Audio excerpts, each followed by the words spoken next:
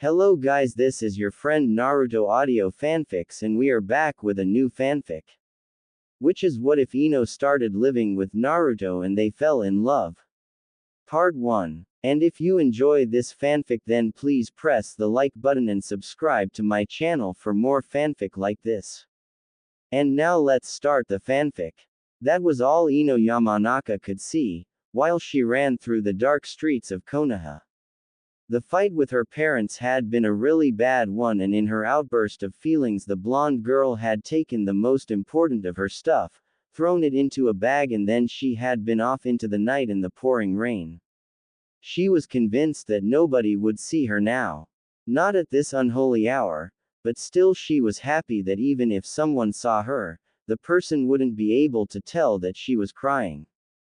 Everyone would believe that it was the rain on her face, because she was a kunoichi and those did not show any weakness and sure as hell did not cry.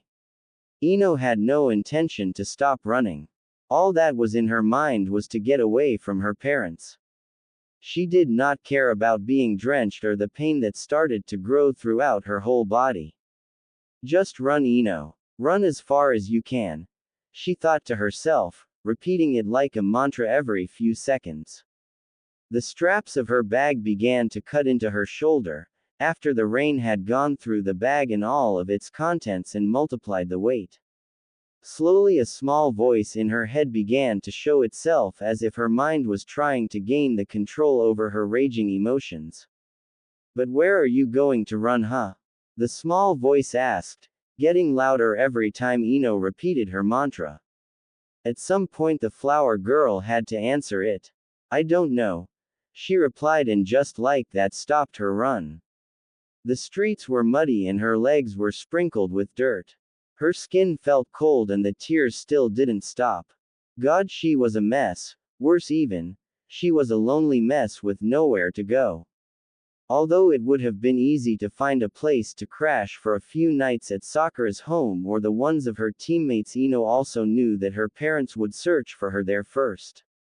Her problem was that she didn't have any other real friends. Sure, she knew a lot of people, but never befriended them enough to call any of them friends. Shino was way too creepy for Ino with all his bugs and his unsocial behavior, so she kept talking to him at a minimum. It was the same with Neji. They were great ninjas and Ino loved to work with them, but socially they weren't what she needed. Staying with Kiba was also a dead end, because the boy couldn't stand her anymore after she had shot down his attempts to date her in a very cruel way. She continued to stand in the street, closing her eyes and trying to solve her problem. She needed a place to stay, where no one expected or would search for her. Friends and hotels had to be ruled out. The other people she could ask, like Hinata, Lee and Tenten, sure were kind enough to let her stay the night, but she barely knew Hinata or Tenten, so it would have been very awkward to ask them. Lee was also ruled out, because of being too strange for Ino's taste, despite him being one of the nicest guys she knew. Again her train of thought went to where she had started. The girl didn't know how long she had been just standing in the middle of the street. The rain still fell without mercy. The sobs and tears had stopped as Ino had begun to analyze her problem. The bag had fallen from her shoulder and lay now in the dirty street. Ino just knelt down next to it. She didn't care about anything anymore. There was no answer for her problem. At least she couldn't find it. She couldn't just go to somebody she barely knew, she couldn't go to her friends, she couldn't even go into a hotel. And certainly she wouldn't go back to her parents. Even the thought of that brought her nearly to tears. What they had said was just too cruel. No matter why they had said something like that, her anger and some other emotions did rise to the surface again.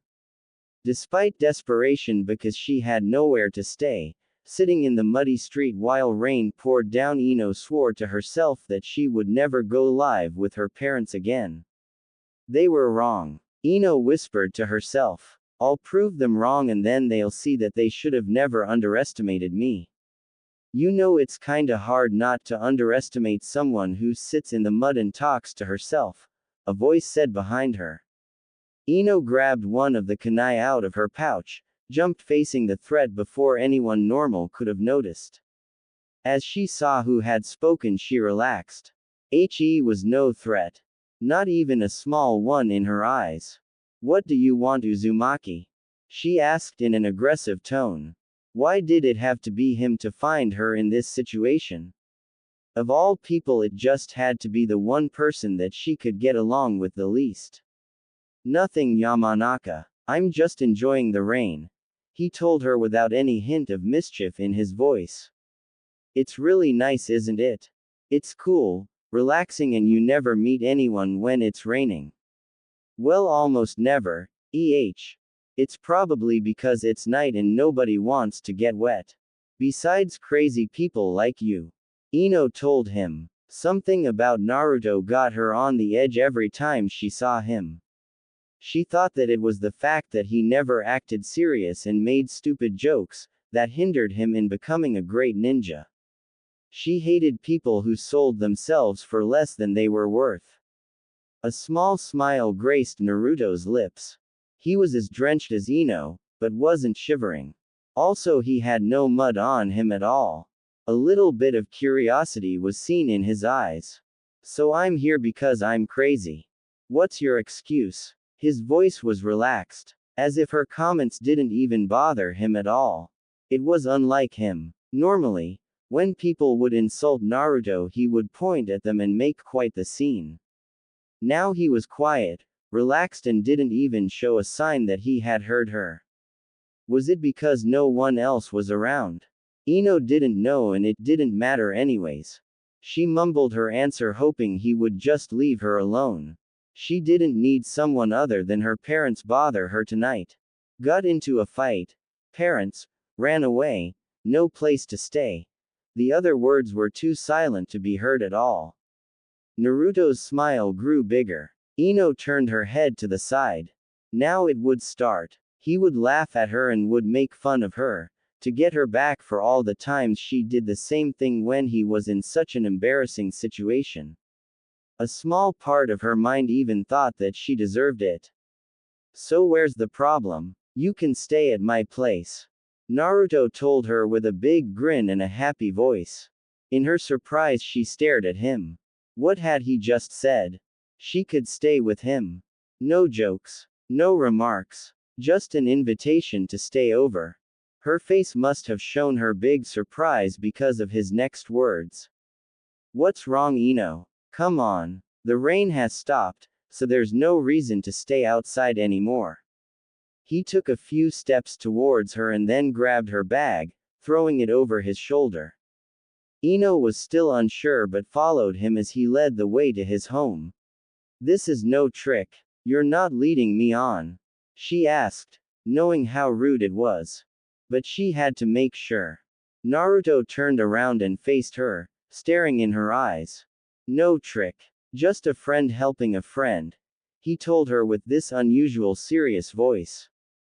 His words were another surprise for Ino. You consider me a friend? She asked him. But we fight all the time and never get along. At least if we're not on missions. He just laughed, turned around and started to walk again. Then he told her something she would think about for the next month, though she didn't know it yet. You're right, we fight. We get on each other's nerves and always embarrass each other, but you're still my friend, he said. You never say something hurtful or something that is not true about me. It's not the usual friendship, but to me it is a friendship nonetheless.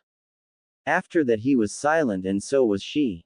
They just walked to his apartment in silence and dealt with what was on each of their minds. Ino tried to understand why Naruto would let her stay. She for her part had never been very nice to him. Always pointing out his flaws and telling him how stupid his pranks were. Nevertheless, she had never spread rumors about him like a lot of the other kids had. They just never got along, because Ino had somehow felt that Naruto never tried his best. Like he was holding back.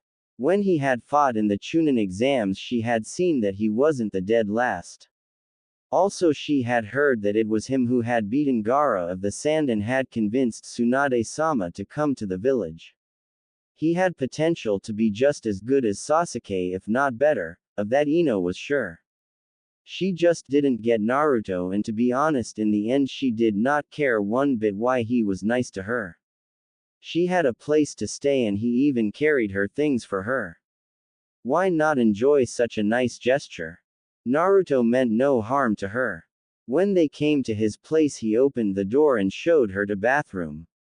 He gave her a bright orange towel and said that he would make some ramen for them. She didn't complain. She closed the bathroom door, stripped her wet clothes down and got under the shower to warm herself up. Other problems could wait, couldn't they? Naruto, after he had given Ino the towels, had changed into dry clothes. He wasn't afraid of a cold. After all, he never got one thanks to his secret friend. Now he stood in his kitchen boiling water for 2 ramen cups. He heard the shower running in the bathroom and wondered how it had come to the fact that Ino Yamanaka was using his shower. When the rain had started and everyone else had gotten into their homes, Naruto had decided to take a walk through the village. Rain had always been his friend, because it was the reason why the streets were empty. That meant no hateful glares, no one accidentally bumping into him, and no whispered curses about the demon child. Just him, the street, and the platter of raindrops. He enjoyed walking the village in the rain. It was lonely, but loneliness was better than the silent boiling hate he always felt from the village. Well, not the whole village anymore. People like Iruka, Tsuki, Ayame, Enko and most of the higher shinobi were quite fond of him nowadays. It had something to do with him beating Gaara and finding Tsunade, Naruto suspected. All the other shinobi didn't really care about him as far as he knew. Not that they had been the problem in first place. It was the villagers who despised or feared him the most. They had never beaten him if you didn't mind some drunken idiots, but Naruto always felt their hatred. It was worse than any beating, because he couldn't do anything about it. He couldn't just fight back and hit them for the glares and whispers. Not even for telling their kids to avoid him. He just had to endure everything they did. That was why he praised the rain and the peace it gave him. Loneliness was his friend sometimes, though he was never really alone. The damn fourth had made sure of that.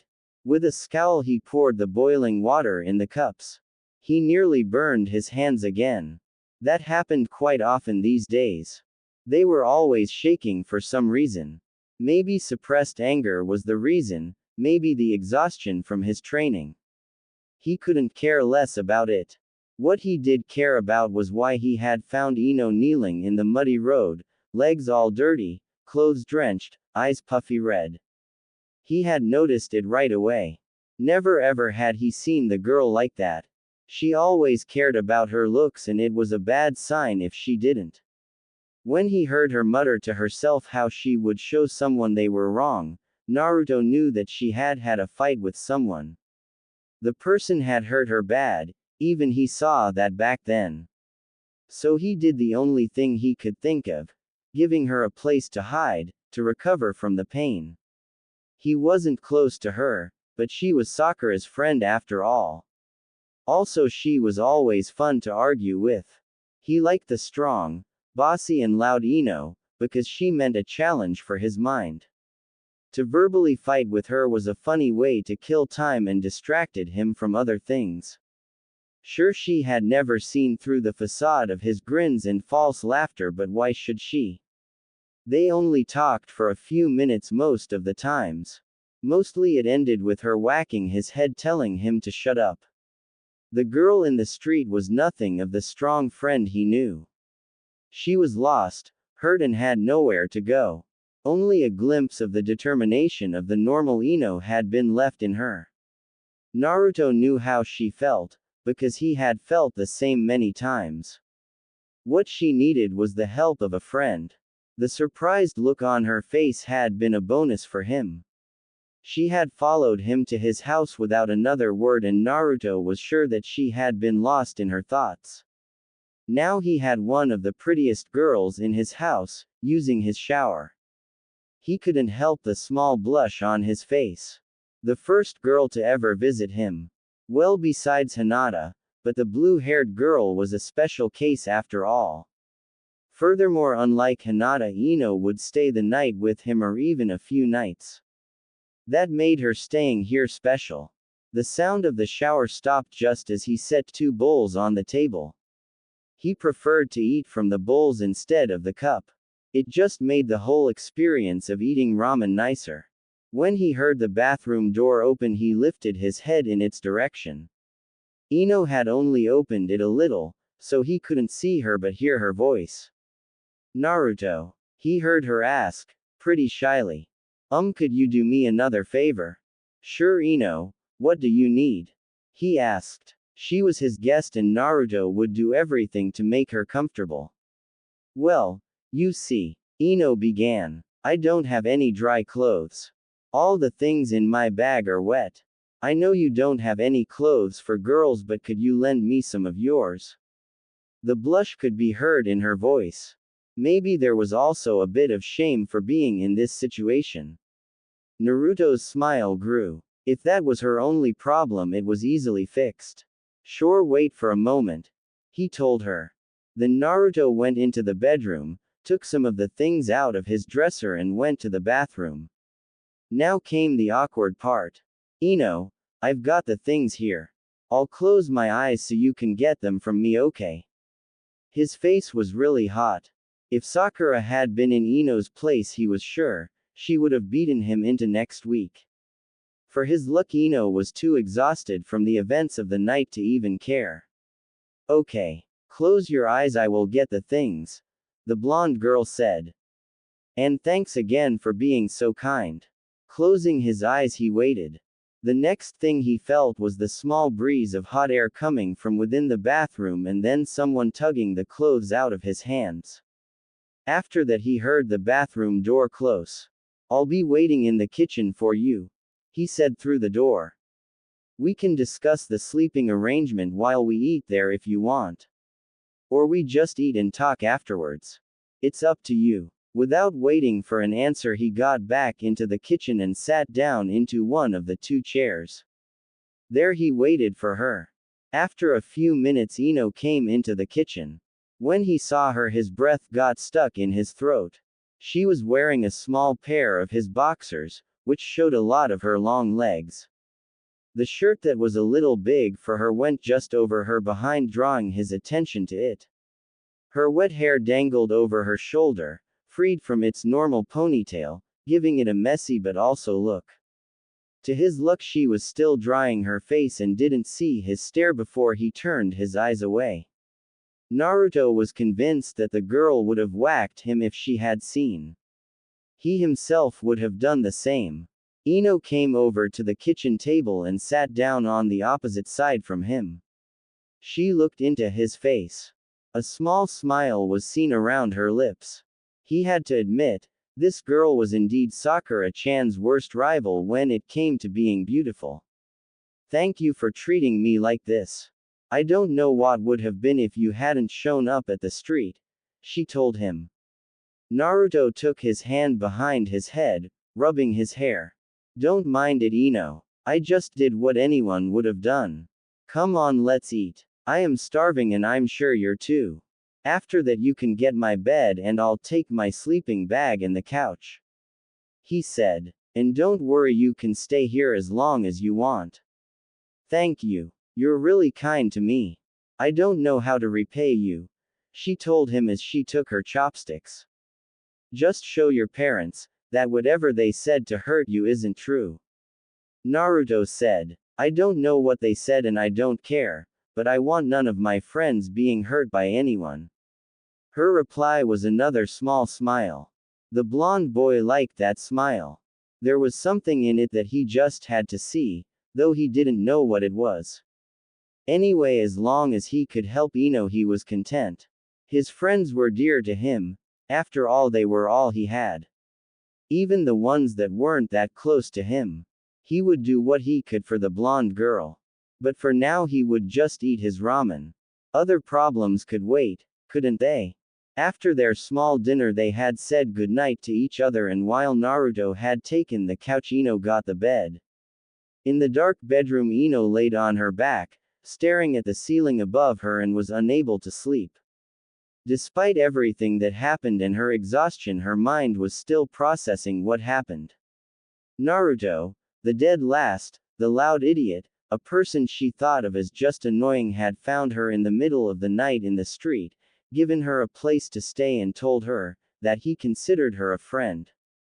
Plus, he had encouraged her to prove her parents wrong. They didn't even really know each other, and yet the boy had given her his bed and slept on the couch instead. Worst of all, he had been serious all the time and not the goof she knew. And that was what was bothering at the moment. Sure, she had heard from Sakura Forehead that Naruto seemed to have another personality when it came to fighting other ninja, but had never believed the girl. Naruto and Sirius that just couldn't fit. On top of her own experience, Ino had heard how it was Naruto who had beaten Gaara of the Sand, and there was a rumor about him being the one responsible for Lady Tsunade's return, which were both quite impressive feats. It bothered her a lot that she had not seen this side of Naruto. She was Yamanaka Ino after all, which meant that her ability to know people's personality at first sight was unmatched, except for the one of her parents. Was there really more to Naruto than she had seen? Well, right now it seemed like she couldn't find the answer to that special question, so Ino decided that it was time to sleep. Closing her eyes, she turned to her side and took a deep breath. The air in the room, the sheets, and even the clothes on her body, all had a different smell on them, she noticed. The room smelled like ramen, probably because of their dinner. The clothes smelled like they had been freshly washed and had a hint of vanilla on them. The sheets, however, had the most interesting smell. Here Ino could smell not only the vanilla scent but also that of a training field. The faint smell of grass and trees and something musky. Like Naruto had come home after training and just slept without changing clothes or showering. Seeing that it was Naruto she thought about, the blonde girl was sure that this was just the reason the sheets smelled like this. But she couldn't really complain. It kind of smelled nice. Absolutely different from her room at her parents' house. With a small content sigh, the teen snuggled into her comfortable pillow, and a few seconds later sleep came over her. Sadly, it lasted only for a few hours. At 4 in the morning she woke up. The green glowing letters of Naruto's alarm clock gave a little light. What had her waking up at such an hour? Normally Ino was someone who loved to sleep in. Her answer came with the sound of a moan. It came from the living room, and therefore it had to be the blonde owner of this place. With a little yawn, Ino got out of bed, and on her bare feet she sneaked through the room into the small hall of the apartment. She heard her fellow genin mumbling. What the hell is he doing? She thought. Curious now, she peeked her head through the small door and saw him sprawled over the couch in a way only Naruto could sleep. The small TV was still on and illuminated the room, but the sound was muted. Ino could see Naruto's eyes moving under his closed lids. The boy was dreaming and speaking in his sleep. Given the sounds that came from his direction, she was sure that the boy had a nightmare. He was panting heavy and thrashing around. Just as Ino decided to wake the poor boy, she heard something that shocked her to no end. Naruto was begging in his dreams, pure desperation, fear and hurt in his voice. Why? Please tell me. Why did you do it? Just a small whimper. In the dim light of the TV, Ino could watch how small droplets of water came out of closed lids. How was that even possible? No, please. I didn't do anything. Ino was in the room before she could think about what she was doing.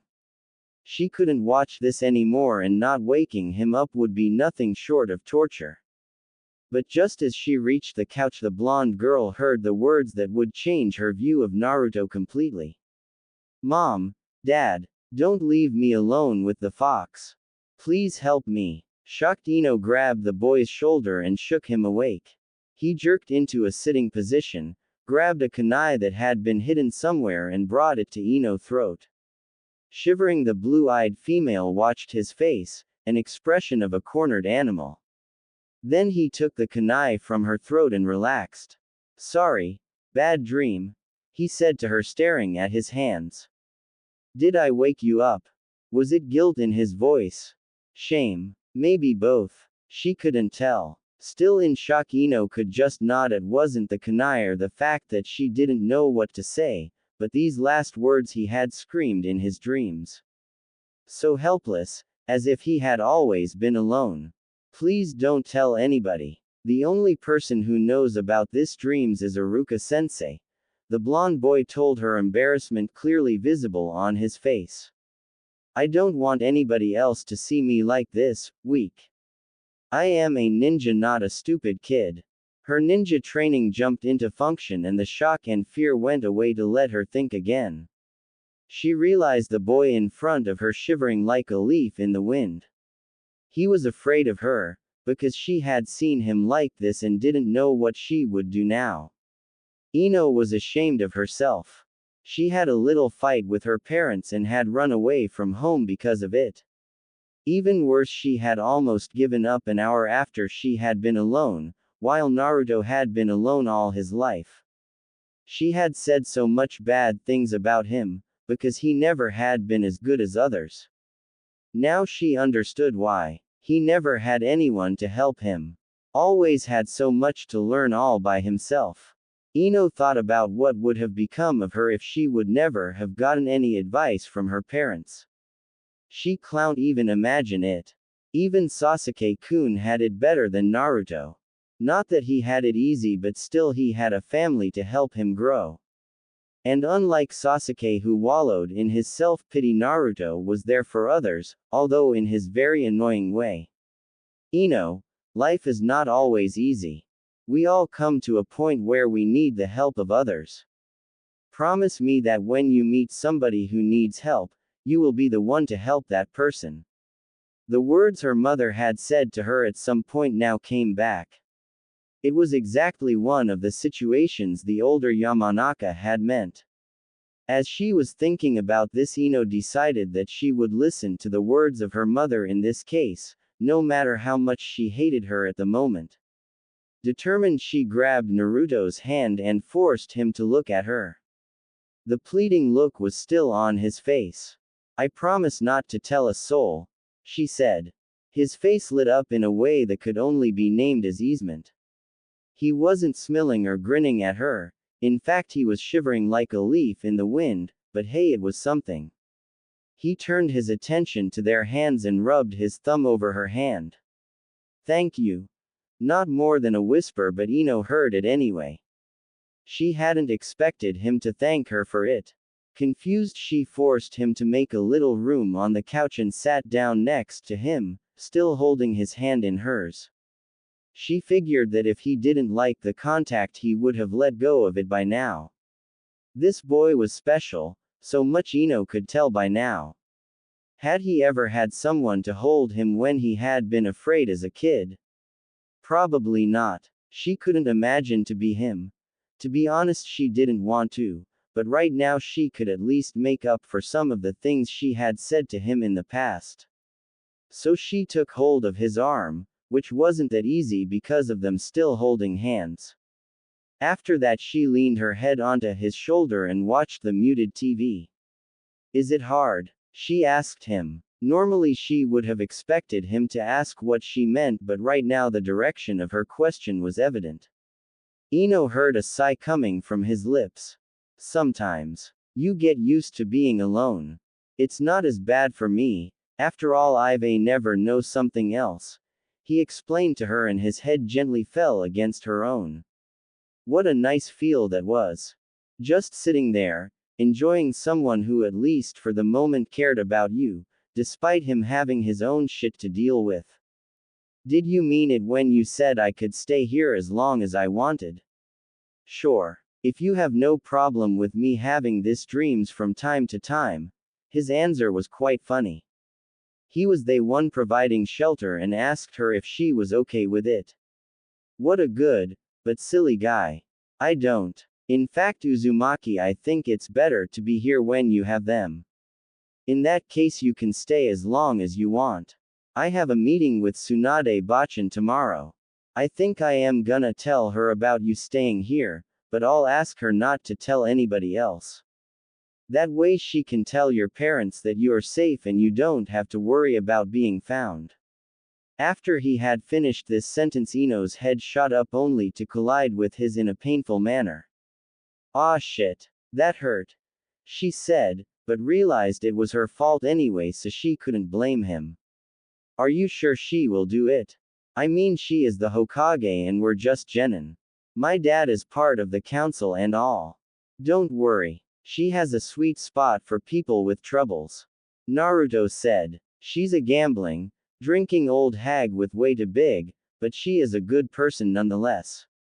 The blonde girl stared at her counterpart. Was it really okay for him to speak like that about the Hokage? Well, he had spent more time with the women than Ino had, so maybe he was right. Now it was her turn to thank him. Placing her head on his shoulder again, she whispered, "Thank you, Uzumaki." His answer was a yawn and a slight snore. Ino suppressed the urge to hit him and instead giggled at this goofball of a boy.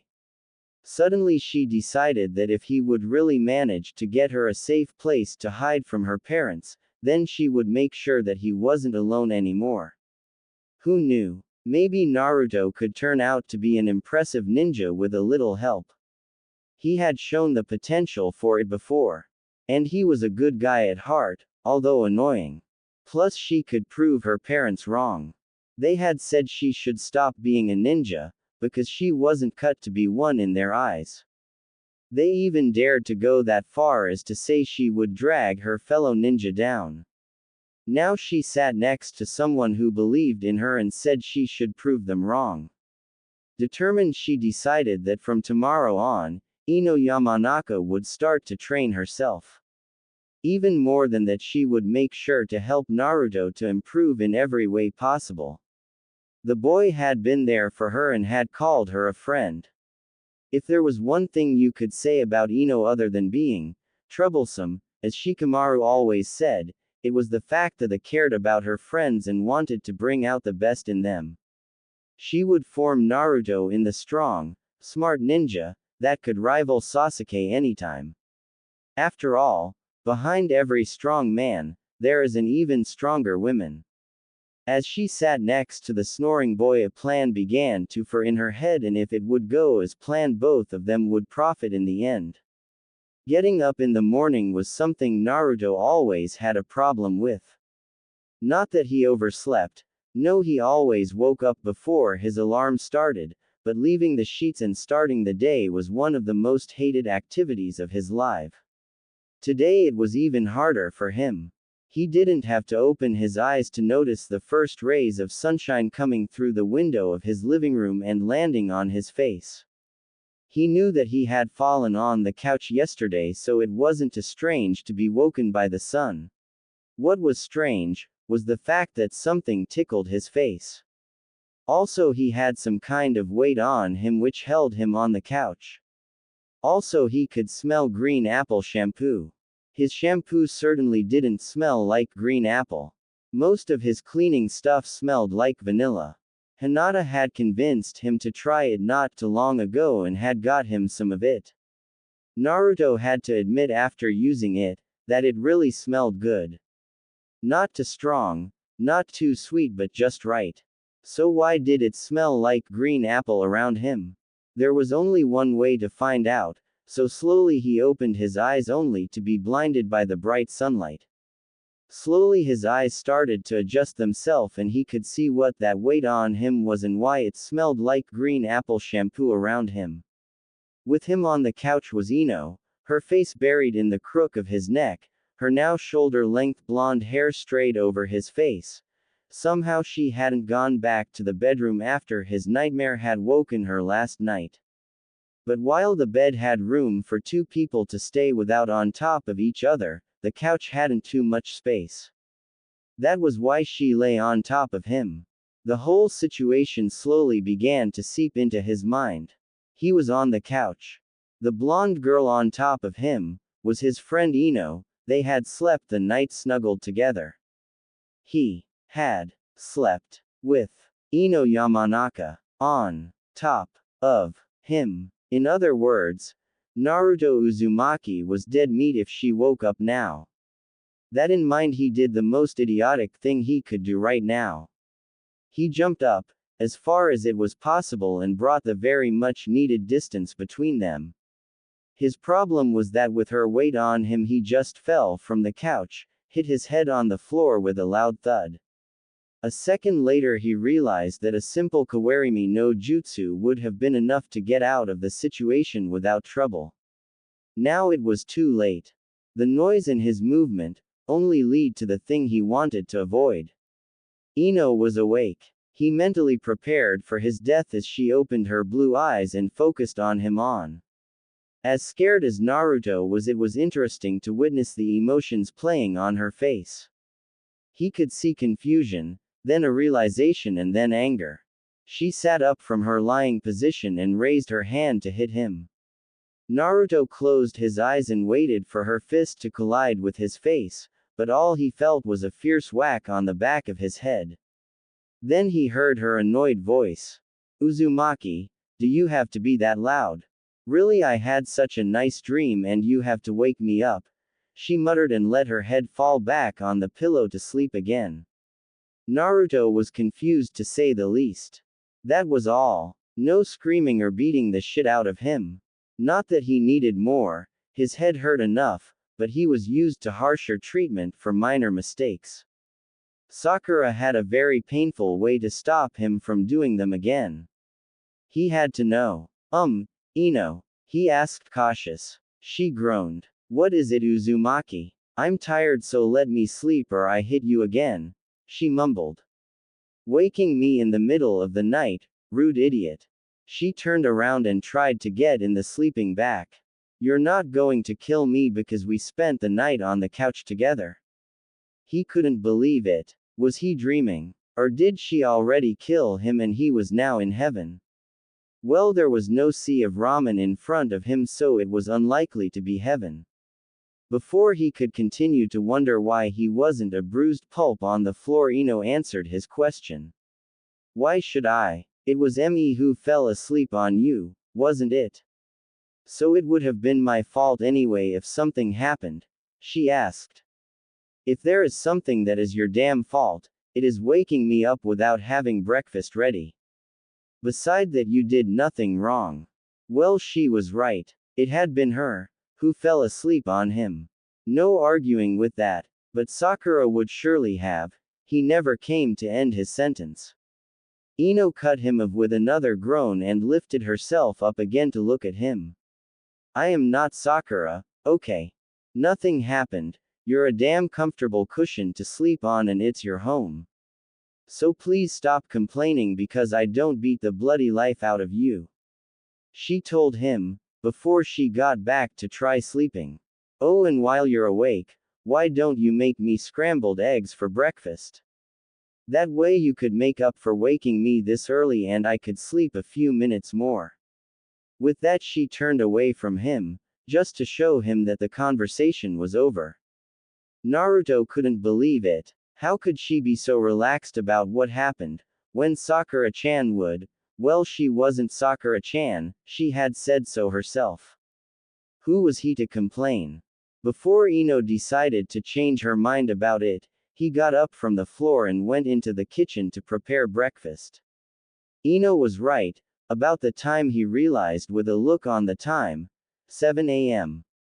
Well, not really early in his book, but considering that most genin teams didn't train before 10 a.m., it could explain why Ino wasn't used to get up at this time.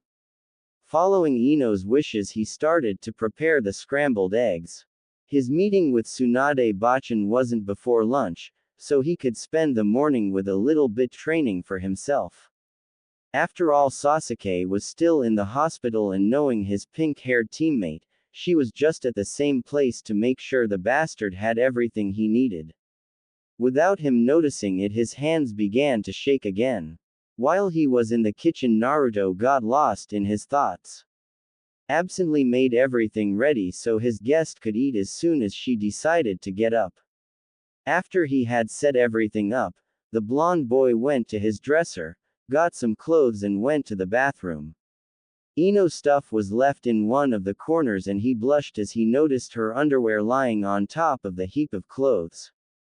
Trying to ignore these things, he got under the shower and after becoming clean he dressed himself in his favorite orange cargo pants, a black shirt and a mesh shirt over it. His headband and jacket he had left in the kitchen. He would get them later, after he had brushed his teeth. That day had just started crazy and the demon vessel was sure that this wasn't the end in the line of crazy things to happen. Living with someone was different from being just by himself, but in a good way. Scary at times, he knew that much, after just the first night, but it was nonetheless nice. Naruto wondered if there would be a lot more embarrassing things, like waking up this morning. He could think of a ton of accidents that could happen and embarrass him and Ino to no end. Just the thought of Ero-Sennin finding out about Ino staying here. He had to shudder at that thought. That would be something he just had to avoid. Ino had already started eating when he came back in the kitchen. Her hair was messy, and she ate like she had no manner at all. Wolfing down the food he had prepared. Naruto ignored that. He wasn't the one who could complain about people lacking manners. His eyes returned to Ino's hair. It wasn't the long glory mane anymore. The fight with Sakura in the Chunin exams had made sure of that. It had grown a bit since then and went just a little over her shoulders now. Plus it wasn't in the normal ponytail that Ino always wore. However, it looked really nice to see her hair down. It was so different from Sakura-chan's. Naruto liked it way better in this messy style. Again, he was lucky that she had her back turned to him and didn't see him staring. Tearing his eyes from her hair, he went to the kitchen table and sat down on the opposite side. The blonde girl seemed to be pleased with his cooking. He had been lucky that she wanted scrambled egg for breakfast, because it was one of the few things he was able to cook. As she looked up from her meal, Ino noticed him. She had obviously been lost in the taste of the food or her own thoughts. There was something in her eyes as she looked at him, but he couldn't really figure out what it was. Naruto, this is great. I didn't know you could cook this well. She praised him. He smiled at her and gave her a small thanks. His cooking wasn't something he was proud of. Tsuki and Ayame were so much more skilled than he was. You know, we still have a lot of time before we have to meet Tsunade Bachan. I don't know about you, but how about we set some rules how we're going to manage this whole living arrangement? You know, just to prevent embarrassing situations. That caught her by surprise. Naruto saw how she hadn't expected him to see that far. Then again, he was quite convinced no one would have expected him to think of such thing. To tell the truth, he was surprised himself that he had thought about it. Well, how about we finish breakfast first? After that we can still discuss these things. Knowing you, you have to be starving, she said. And just in that moment his stomach confirmed her thoughts with a loud growling. You're right. Let's eat first. And with that they continued their meal in silence. So, what rules do you have in mind for this? Well, whatever it is. Naruto asked her. You know, since I've spent all my life living alone, I don't really know how it works. The orphanage had some rules, but I forgot most of them. Maybe it's best if you set a few rules first. Ino looked at him and wasn't sure if he was serious. Then again, he was right. She knew a lot more things about living with other people. Not that she liked all the rules her parents had set, but some of them were really helpful if you wanted to avoid the household being at each other's throats. Why not go with them? Okay. First of all, we should set rules for the bathroom. Then I think we could continue with the rules concerning our food and such things. Maybe change our sleeping arrangement. The couch doesn't seem too comfortable after all, don't you agree? She smiled at him, as he nodded like a small child. What a cute clueless expression.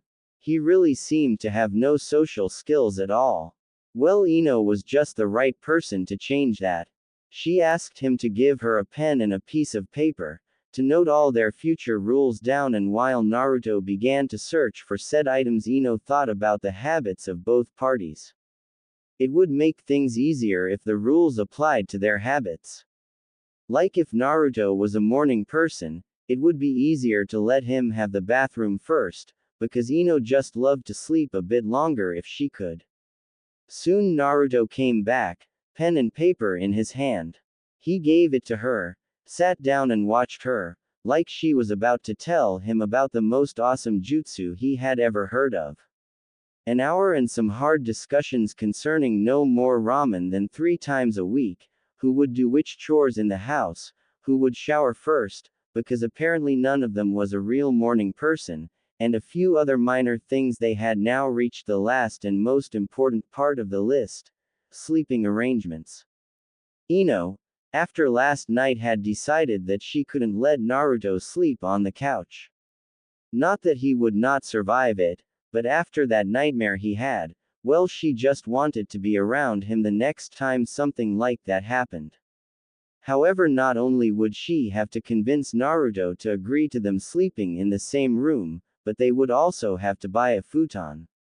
As much as she liked the boy as a friend and was thankful for him letting her stay at his house, there was no way she would agree to them sleeping in the same bed.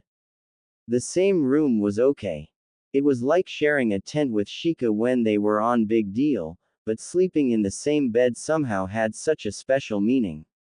And there was no boy she would let in her bed at this moment. As she told Naruto her thoughts, save for the last part, the boy had an understanding expression on his face.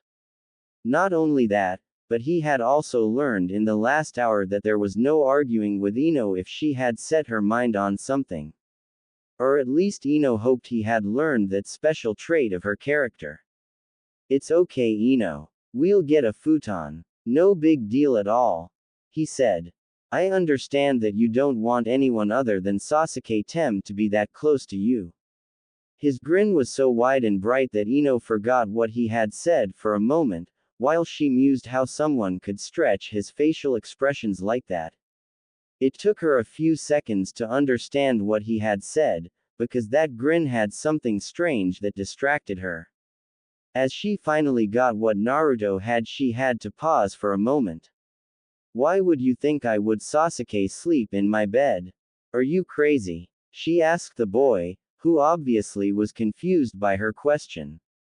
Don't you love him? He asked. I mean, no offense, but the way you always acted when the Tem was around kind of implied that you had feelings for him.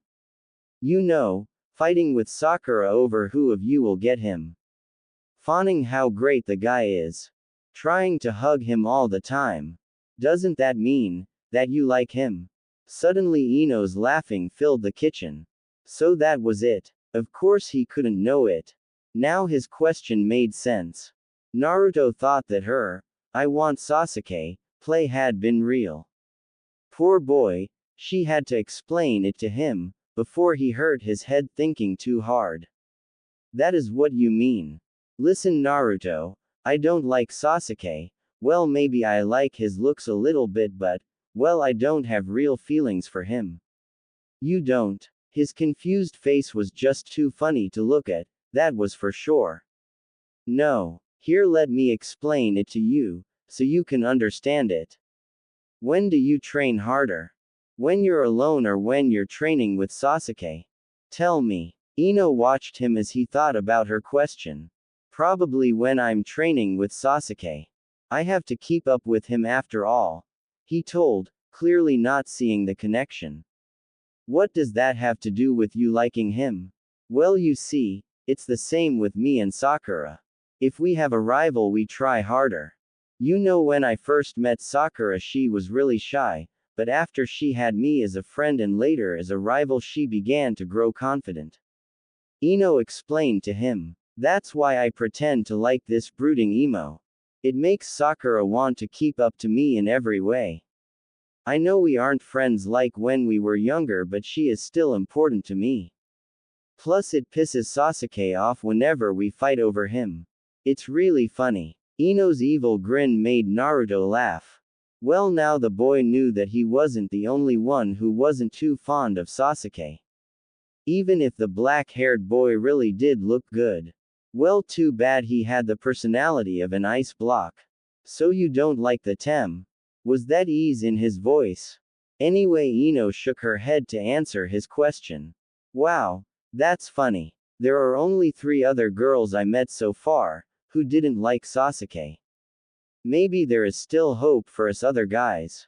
The mischief in his voice was nearly grabbable. Don't get ahead of yourself, Whisker Boy.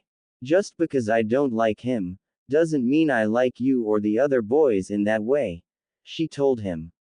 A girl like her would never settle for less than the best she could get. Ino huffed. Sorry, it's just nice to know that there are some pretty girls who don't like the kind of him. Naruto told her. So, back to the sleeping thing. We share a room, but I will have to sleep on the futon, right? No problem with me. Shall we buy it now? Jisk Naruto, do you really think I'll go out like this? Ino pointed at the too large shirt and his boxer she was wearing right now. Let me at least dress myself. Well, I don't see the problem. You will get all the boys' attention if you go out like this. It's not always that they see such a beautiful girl in such clothes, is it? He mocked her. He didn't notice the faint blush on her cheeks from what he had called her, and what's worse is that she balled her fist a second later. Bad mistake. A minute later he had 2 large bruises on his head and a fuming Ino who went to the bathroom.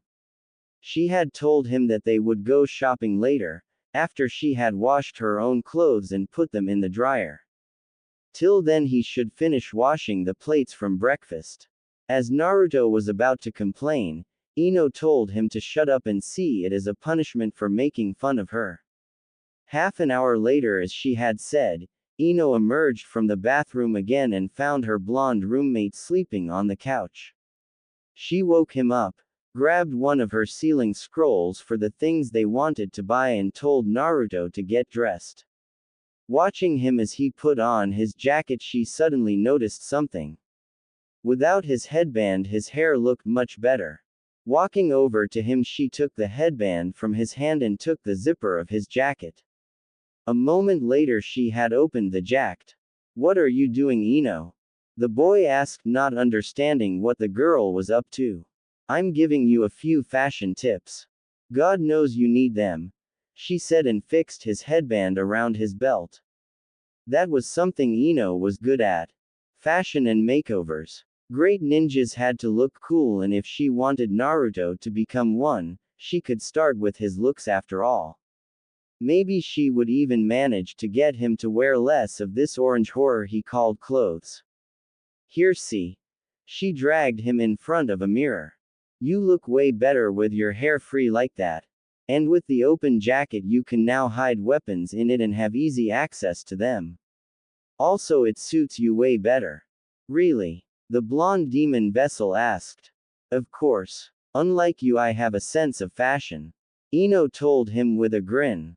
Now come on. We don't have all day, Whisker Boy. She grabbed his hand, while Naruto was still watching himself in the mirror. Then she pulled him out of the apartment. It was time for shopping.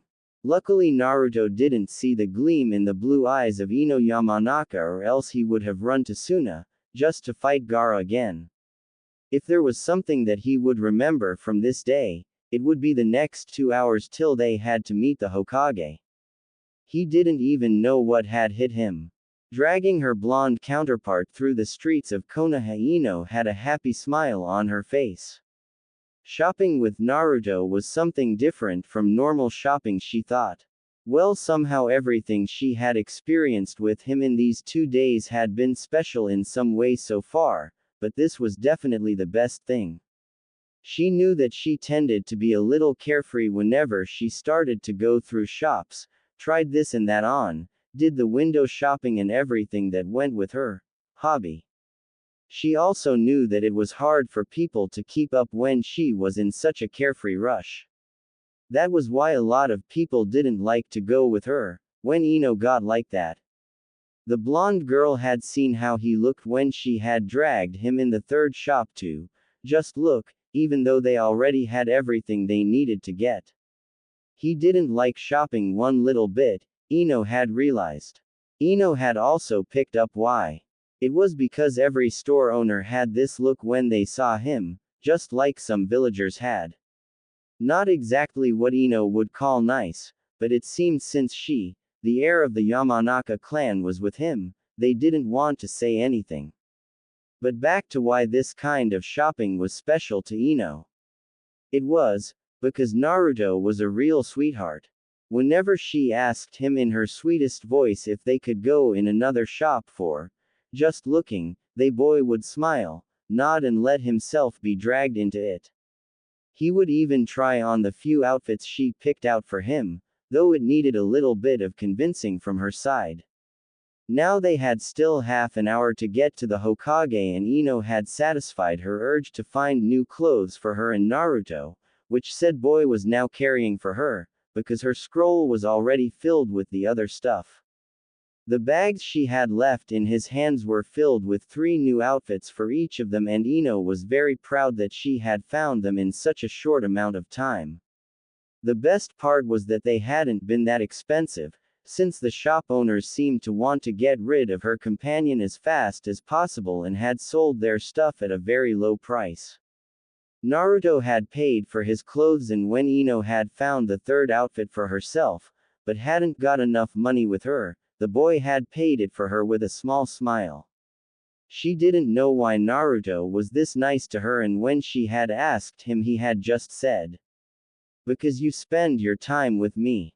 She had seen the small glint of pain in his eyes when he said that, but didn't press further and accepted it.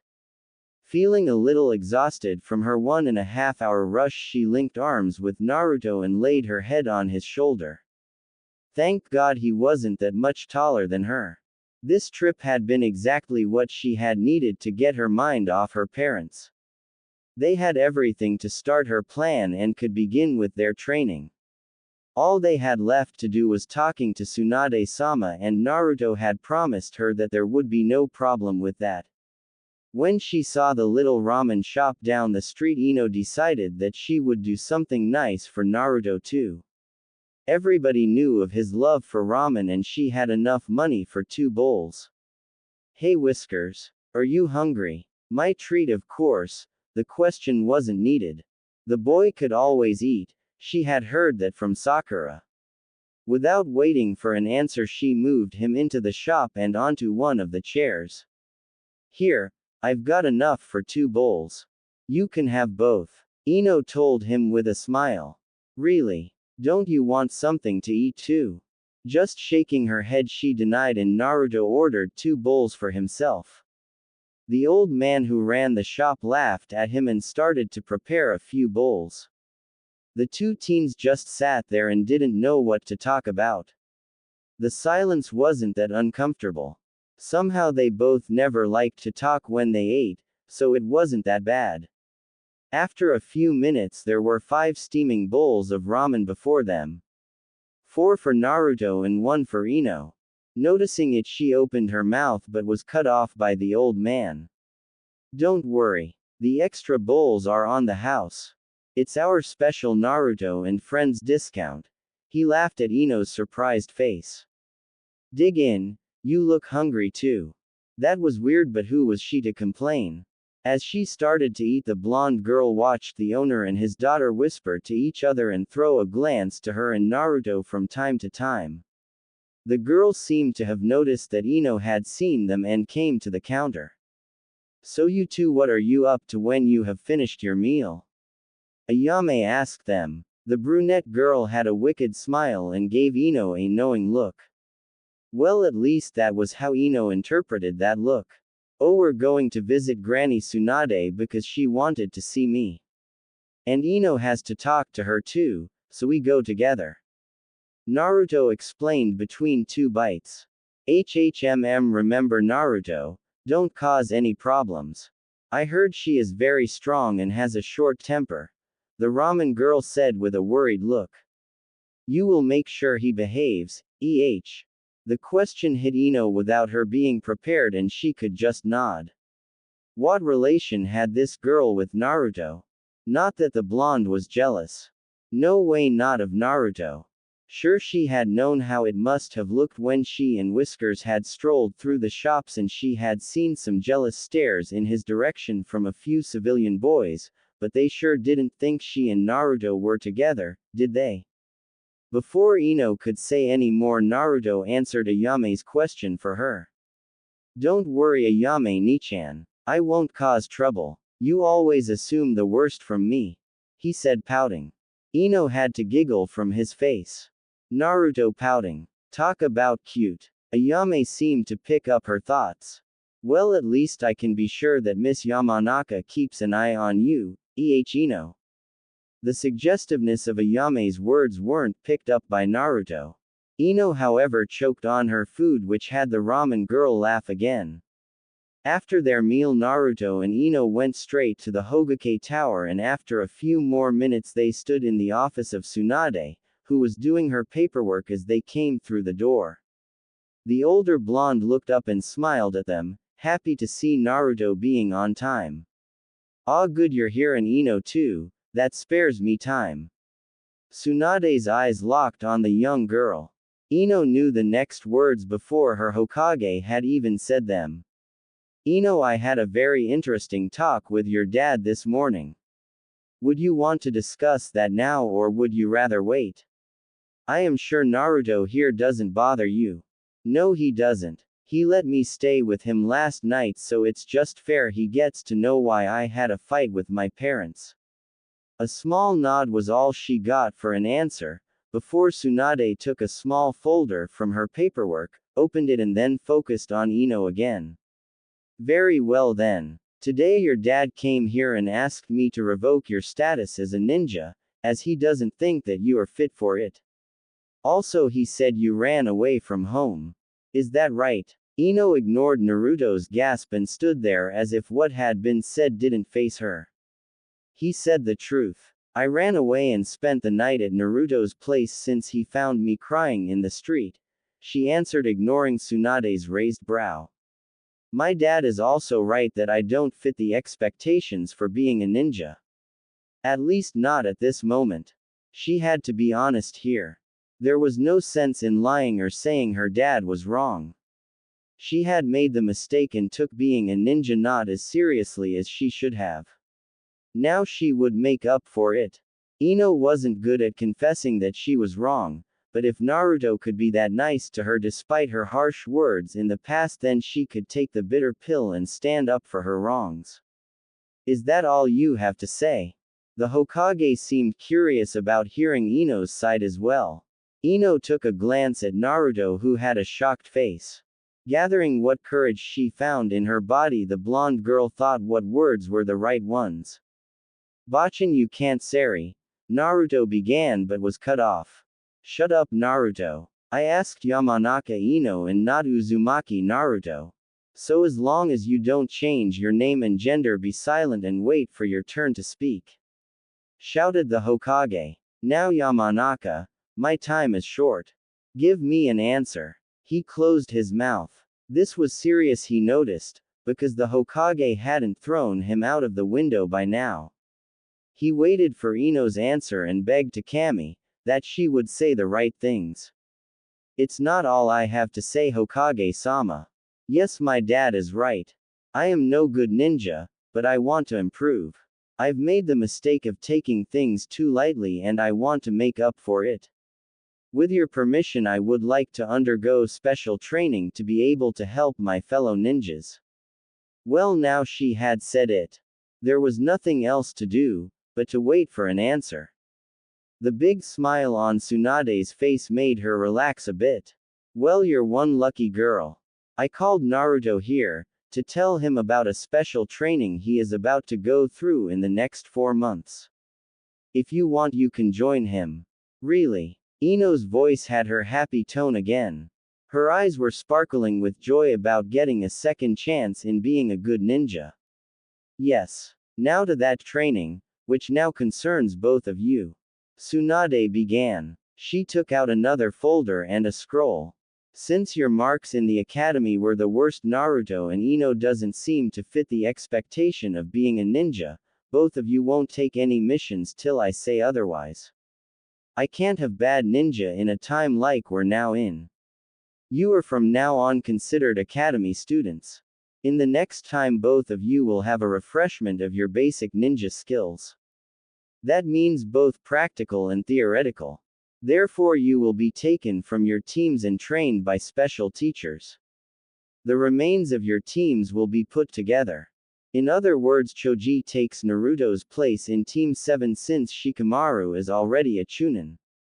When the two of you have finished this refreshment, you will get two other teachers who will teach you higher rank skills that are chosen by me and your teachers.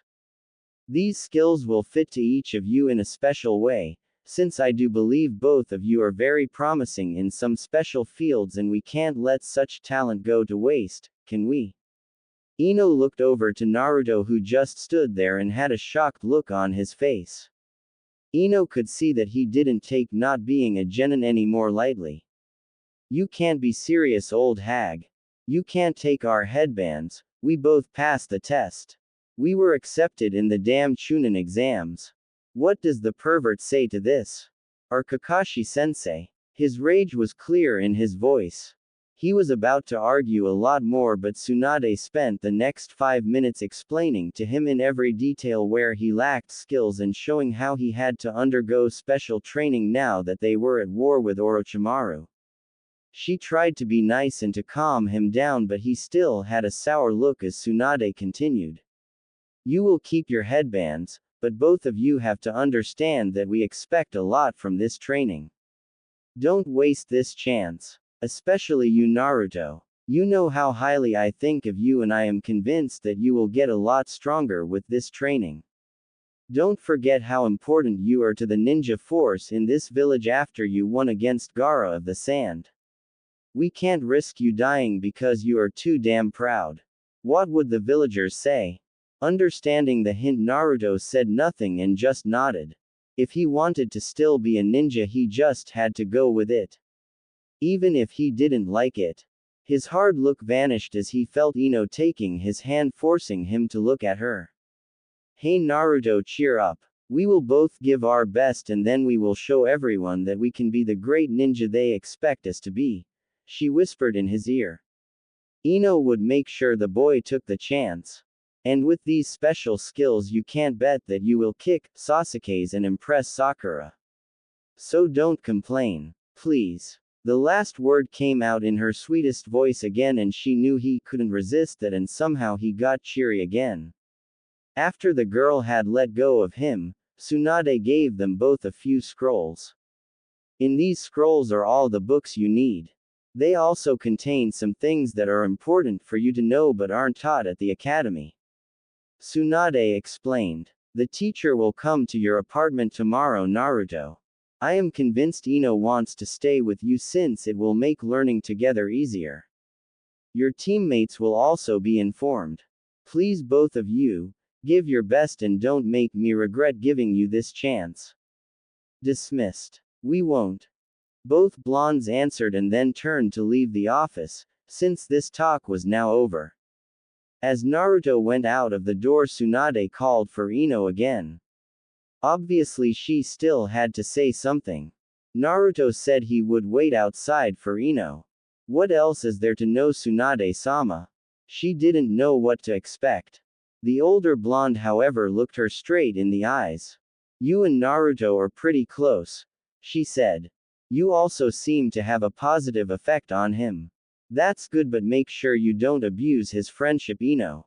I would never. How could the Hokage say something like this? I just want you to have in mind that Naruto has it kind of harder than others to find friends. He trusts you and that is good. But I have a question. What is the meaning if the hands of a person start to shake without them being able to control it? As someone who knows the human mind, I'm sure you know. Of course. It's a sign of stress and suppressed emotions. Well, it is for most people. There are a few other reasons, but it's mostly that. Ino replied. Why did Tsunade ask her that? What I tell you now is a secret. Don't tell anybody, understood? Tsunade said and got a nod from Ino. In Naruto's medical record, it is noted that his hands are shaking since the second part of the Chunin exams. Not all the time, but often enough. You mean? Exactly. There is a second reason I want you to undergo this training with him. You shall keep an eye on him. The boy doesn't talk too much about his feelings, and I fear that could have a bad effect. Since you are a Yamanaka, you know what you have to look for, and as his friend, you care for him. He needs a friend that is there for him, and there are only a few people to give him that. Oh, okay. That was a lot to swallow. Please understand that I won't force you to do this. I probably shouldn't care as much about that boy, but he is very dear to me. I wouldn't ask you if I didn't trust you with this task. After what I've seen today, I think you're the only one who is capable of doing what I just asked. Without waiting to be dismissed, Ino left the room. Tsunade-sama trusted her to take on such a task. Wow. Just wow. Then again, she had already planned to stay with Naruto and be there for him, so this fit perfectly to what she wanted to do to him, and Naruto was a great friend. He had proven that the last 2 days. What bad came from this? She wanted to be his friend. She wanted to take care of him. She wanted to grow strong with him. As she met him outside and they started to go to his place, Ino wore her smile and determination open on her face. The two blondes would show them all. They would make the best out of this. Linking with Naruto's arm once more, she promised herself to change for the better. No more slacking. It was time to grow up. For both of them. Ah, damn it. Why is this so hard? The voice of her roommate went through their apartment. It wasn't the first time this had happened today, and Ino knew that it sure wasn't the last time. Studying had never been Naruto's strong side, and it didn't take a genius to figure that out. Sure, he gave it his all right now, if just to get back to going on missions, but something inside the poor boy refused to help him understand the content of the like before were the result when he grew frustrated with himself and his inability to learn, and as a side effect they annoyed Ino a great deal. Still, she had to give it to Naruto that he didn't quit. She remembered how back in the academy he would just quit listening to Iruka-sensei as soon as he couldn't follow the lecture anymore, but now he actually tried to understand the theoretical part of being a ninja. When the Hokage had first told them that they both had to work on their lacking abilities as hard as they could, she hadn't been joking. It was hard to keep up with the drill each of them had to endure. While Naruto didn't have a problem with normal training and learning jutsu, he still had to make up for what he had missed out in the academy. Meaning he had to study like there was no tomorrow. Which he surprisingly did. He had even decided that he would not only study at home but also went to the classes when Iruka-sensei was teaching the academy students. Ino couldn't imagine how embarrassing that had to be for her friend. Also, he would study even though today was one of their few days off. He was really taking this chance as seriously as possible. Luckily, when Iruka had first come to teach him in private, the Chunin had told Naruto a little secret about shadow clones and their abilities. Ino had been surprised when Naruto had told her about how everything the clone learned came back to the original as soon as the clone vanished. This little fact had been a great help to the boy's task of catching up on his theoretical skills. However, it didn't mean that it made everything a piece of cake for him. Studying was still hard for Naruto, and that meant he would complain all the time about how he didn't get the stuff, which got on Ino's nerves. More so since she had just lain down on the couch to relax a bit while watching TV. Couldn't he just shut up and take a break this one time? Just for the sake of her sanity. It wasn't often that she had had the chance to relax in this last month, since Asuma was training her in taijutsu and ninjutsu every day now that his team was disbanded. While this was paying off and her skills had improved just as much as Naruto's had, she still needed a break from time to time. So why did the boy have to study when she just wanted to do nothing but enjoy a lazy day? Getting stronger was important. Ino had realized that after 1 month of training, but there was more to life than just being a ninja. Sometimes you had to enjoy life. Sighing, she decided that it was time for her to help her whisker boy or force him to take a break, or else she would never come to enjoy her free day. She got up from the couch and went into the kitchen where Naruto was reading a big textbook. He sat there in his orange pants and black shirt, resting his head in his hands.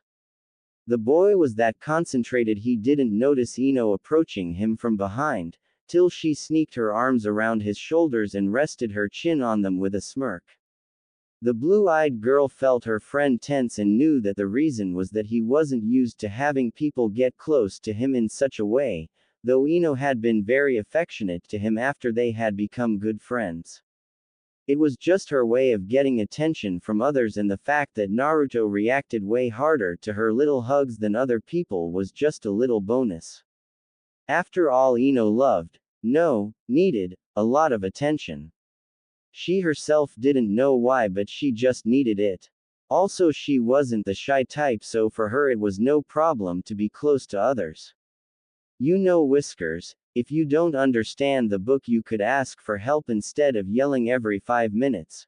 She whispered in his ear and caused a shiver to run through his body. She felt that all of his concentration on the book had disappeared. A smile crept on her face at his reaction. Naruto was just so easy to tease, it was funny. It was just like she was the first person ever to get close to him. Whenever Ino had tried to get attention from others, like Sasuke for example, they had never shifted their attention to her as much as Naruto did. It was satisfying to know her little tricks worked. Sorry. I just have to understand this. The sooner the better, so I can go on missions again. He told her and tried to not move more than absolutely necessary. I know. Ino replied, but you have to take a break sometimes. If not for you, then for my nerves. She hadn't changed her position because she knew how it gave her at least a little bit of control about the boy in front of her. Also, she liked to torture him a little bit. Naruto was clearly uncomfortable with her being so close. Only this chapter. Iruka-sensei said that this is one of the last books I have to read before I can take the theoretical academy test again. There was a pleading tone in his voice. Another sigh escaped the blonde girl as she let go of Naruto, took a chair and sat down next to him. It would be too much trouble to force him to take a break now. So if he wanted to learn so bad, why not help him? Okay, I'll help you or I'll never get my peace, she told him with a smile. So where's the problem? With that said, Naruto began to explain to her how he wasn't getting some of the more complicated words that were important. They sat on the chapter for more than an hour before Naruto finally got all of it, but Ino couldn't really say that she didn't enjoy helping him. It was nice to be able to help someone, and Naruto was giving her his best. Not once did he complain or lose concentration. Sometimes he would compliment her on how she could understand everything so fast. It was really flattering to have someone who praised you in that way. As soon as the book had been closed, the Yamanaka made her way to the living room again and took Naruto with her. She really needed to relax now that she had the chance. They both settled down on the couch, but just as Ino had found something she wanted to watch, there was a knock on Naruto's door. That did it. She was never getting her peace now, and her own frustration escaped her in a stream of loud curses. Whoever this was, the person was about to experience a very painful death as soon as Ino got up. Sadly, her own training with Asuma yesterday had taken its toll, and it was just too hard to leave her comfortable position on the couch. Still cursing under her breath, she decided to just kill the person as soon as whoever it was came into her reach on the couch. Meanwhile, Naruto had gotten to the door and opened it to find the two persons he had expected the least. There stood his old teammates, the ones who he hadn't spoken to since Ino's and his training had started a month ago. Neither of them had ever visited him before, and he would have never thought that they would ever come knocking on his door. After all, outside of missions, Team 7 had never been very close. "What are you two doing here?" he asked them, very confused. "We're here to visit you. It's really obvious, Dobi," Sasuke said, his tone annoyed as always. "Yeah, and we wanted to know why you weren't on the team anymore and why Choji took your place." "Kakashi doesn't want to tell us," Sakura added. "It's been a month since Choji took my place and now you decided to ask." Naruto's question had exactly the same small hint of anger his face showed. They had to really care if it took them a month to visit him for answers. "We didn't really have time for visits. First I wasn't allowed to leave the hospital, and then when I got out Kakashi tells us you had to leave the team and that we had to go on a long-term mission. It turns out that finding a stupid thief in the mountains can take a lot of time if he is a ninja," Sasuke explained in a flat voice.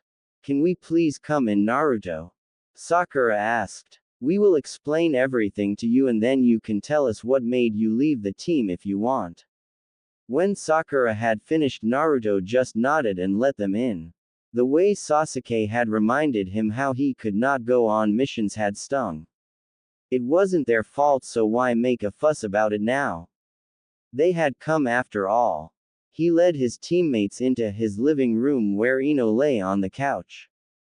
As soon as Ino and Sakura saw each other, Naruto could feel the tension in the air.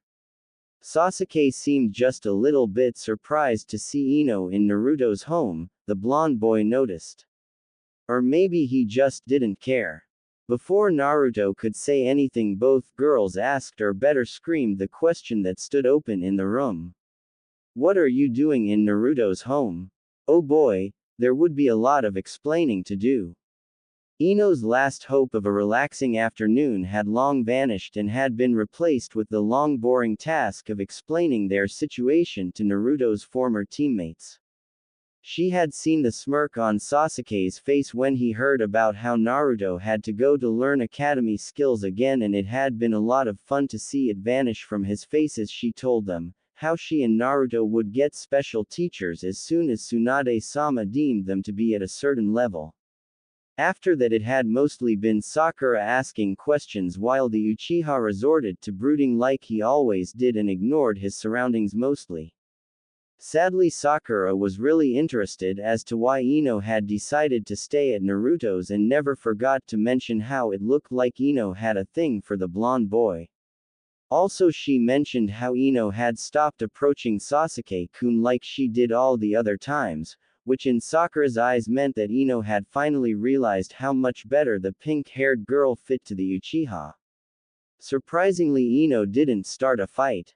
She decided that there was no need to challenge Sakura in any way to explain to her how she never had noticed the Uchiha for more than his looks. The longer Sakura rambled on, the more Ino noticed what a stupid girl Sakura had become. The pink-haired girl talked as if she was superior to Ino, because she was still doing missions, while she forgot that Ino's and her match in the Chunin exams had been a draw.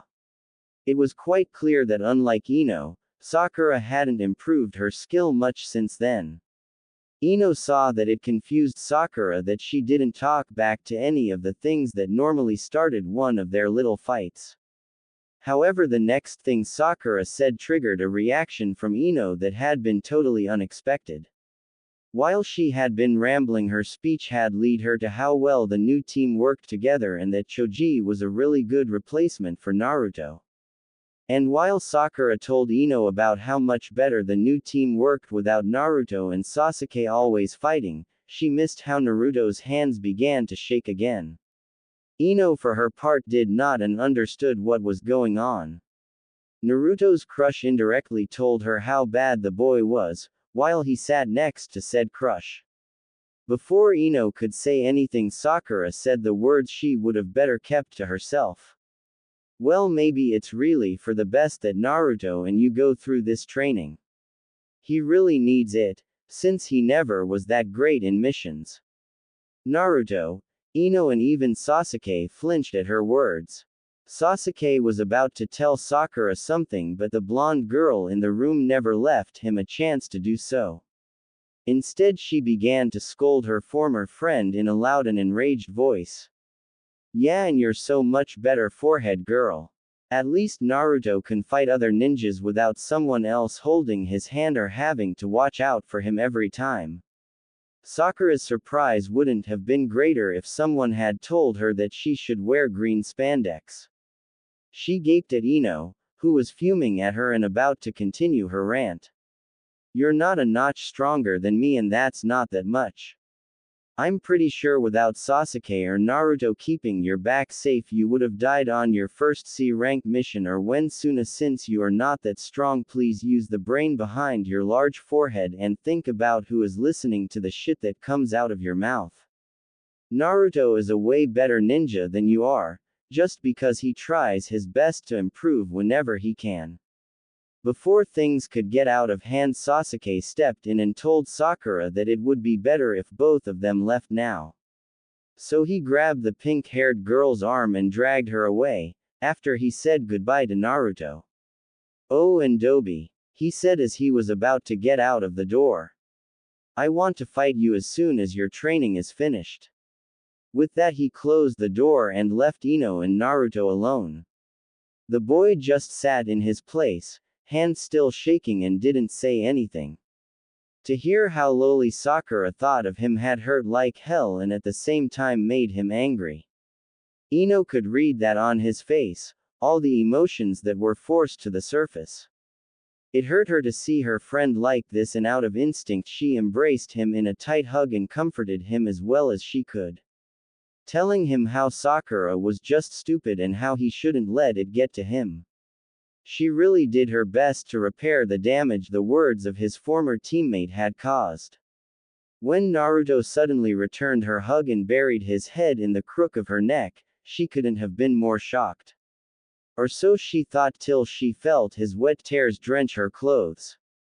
It seemed that this had just been the last straw, and now Naruto had to let out all he had inside him. When the first shock had worn off, Ino began to stroke the boy's back in a soothing manner, whispering words of comfort in his ear. It wasn't a happy moment, but it made her happy that Naruto trusted her enough to open up that much. The afternoon turned evening and Naruto was still pouring his heart out to her, while she had gotten them some chocolate ice cream. They just sat there and he talked, Ino listening to him. Tomorrow both of them would have to train again, but right now Ino thought that didn't matter. What mattered was the new deeper bond the two blondes were forming. At some point Naruto asked Ino to tell him something about her past, to get to know her better. They talked till deep in the night, neither of them caring how their day had turned out. All that mattered to them was listening to each other. This moment was one of the few times in her life that made Ino utterly speechless. After finally reaching the level the Hokage considered being fit for a ninja, which Ino considered above what most Chunin knew, Naruto and her had been told to go to the training grounds to meet their new teachers. Lady Tsunade had said these teachers would be there to improve the skills Naruto and her had a talent for. In other words, Ino would learn more about gathering information, medical jutsu and interrogation, while Naruto apparently would learn something about natural chakra and sealing. What caused her loss of words, now that she stood in front of the ones that would be teaching them from now on, was how utterly unfairly she was being treated. Naruto would be taught by no other than Asuma-sensei and the legendary Sannin Jiraiya. Asuma said something about Naruto's affinity for wind chakra, and the Sannin, who was a pervert by the way, was acting around Naruto like some kind of uncle or grandfather. Not that Ino cared about that. Naruto needed and deserved the best teachers he could get if you asked her, and at least Asuma was a very good teacher for sure. The unfair thing about it was who would be teaching her.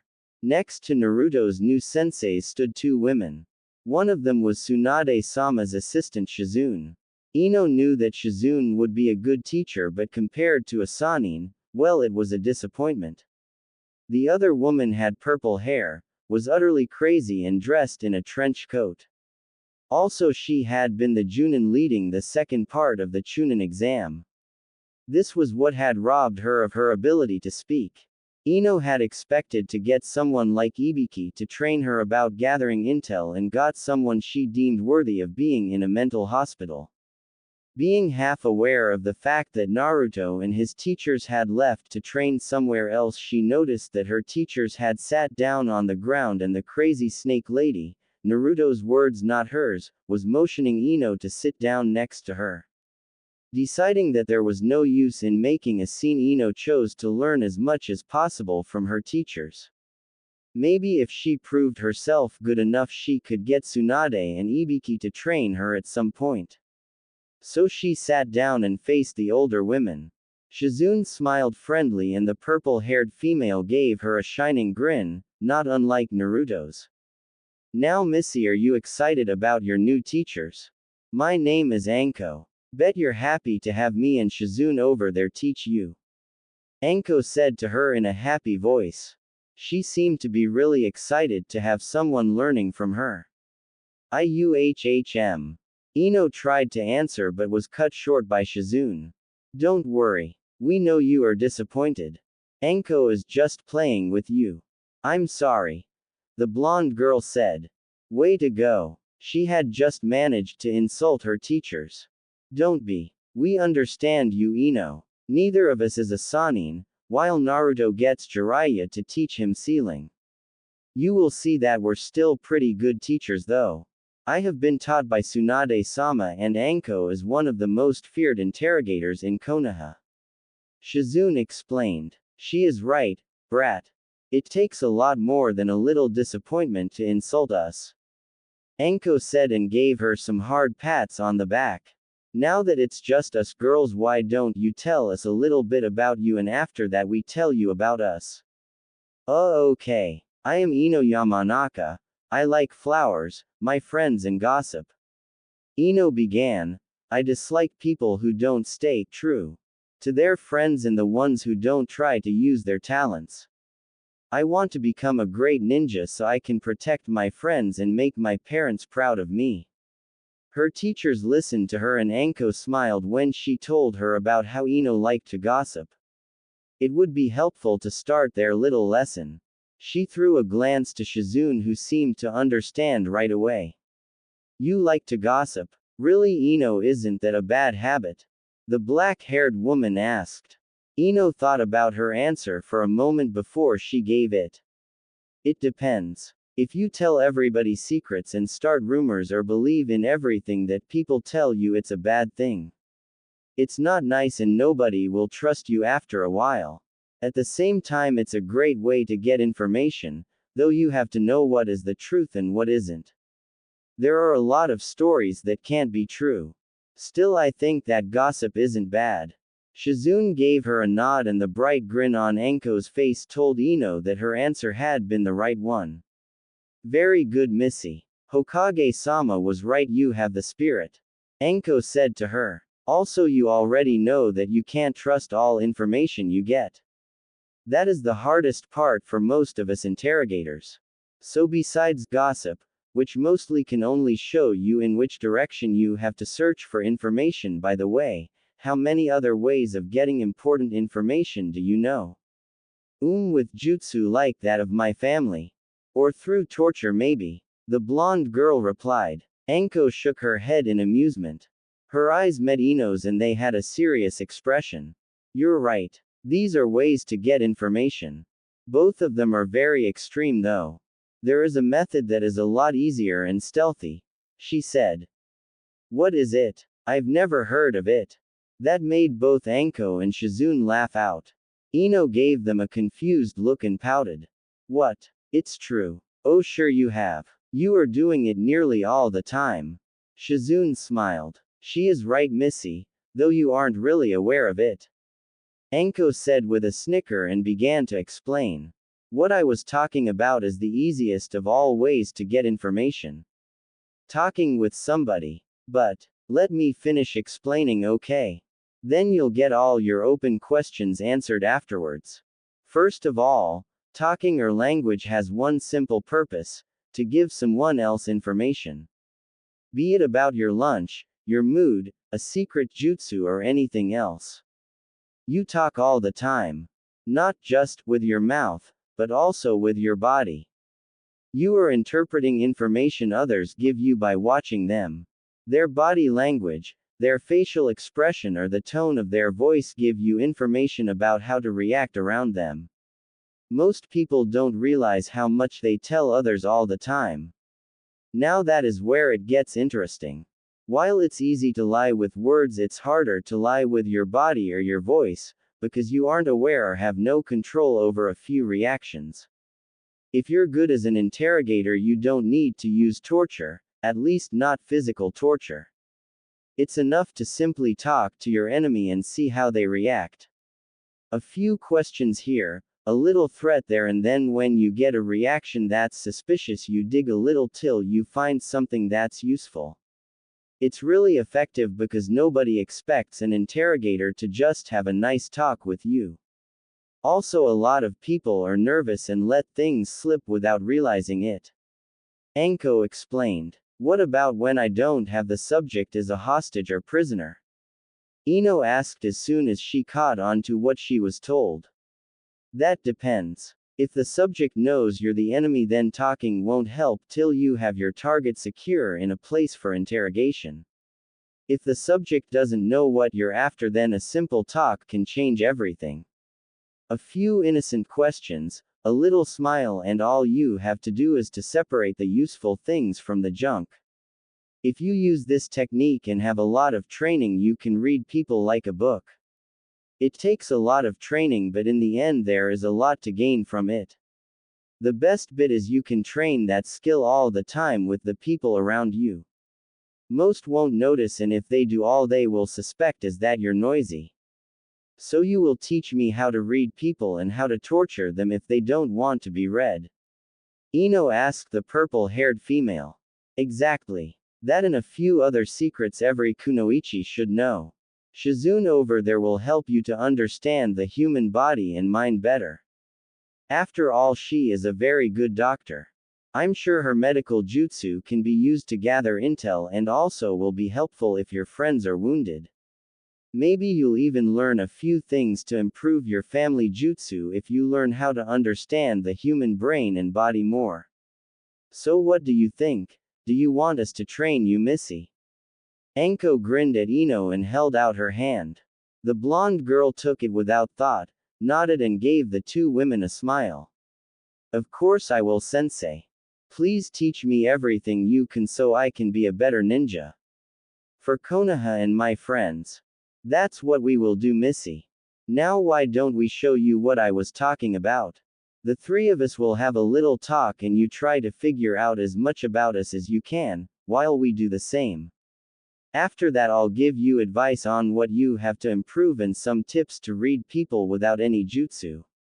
Anko said. Oh, and of course we will have a little spar afterwards. Shizune added. We have planned to see where you stand exactly. After today we will take turns in teaching you. One day you'll learn with me about medical jutsu, useful plants, poisons and those things, and the other Anko-san will teach you her special field. Since I have to admit that I'm the one who is less experienced in the field work of a ninja from a hidden village, you will learn that mostly from her. We expect only the best from you, Ino. If we get that, I promise to have Hokage-sama teach you at least a little. Thank you, sensei. I understand. I will do my best and won't disappoint you. Ino said. Okay, now that we have that out of the way, why don't you tell us about your relationship with the brat? Is he your boyfriend? Anko asked with a devious grin. What? No. Ino sputtered. Are you crazy? Me and Uzumaki. We're just friends, nothing more. But I know from Hogake-sama that you live in his place and the two of you were sitting pretty close when we arrived here with the others today. Shizune pressed. She knew why Anko had chosen that topic. I mean that's right, but really there is nothing. We weren't even real friends before he found me. Ino told her senseis. We have grown pretty close since he took me in, you know. Why did he offer you to live with him, if you weren't friends back then, huh? Anko asked. I think Naruto has a different view on things like friendship. He was really nice, but didn't want a thing from me in return. So he is just a friend and you have grown close to him while living with him, right? And you have no intentions to change your relationship? Came the question from Shizune. The reaction Ino gave now was surprising. She said nothing, as if she wasn't sure what to say. Anko saw how she grew a little more tense and started to rub her wrist with the other hand.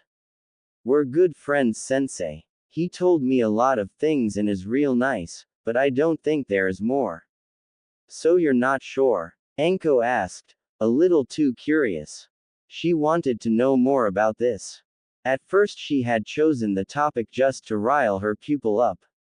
To make Ino nervous or angry so she wouldn't notice the more subtle questions, but now Anko's inner gossip girl, even if she did hide that side from everyone, wanted to be fed. Naruto is a good guy the first suppose. Just not, boyfriend material. Ino said and started to rub her wrist a little more. I don't think I have to give it more thought to be honest.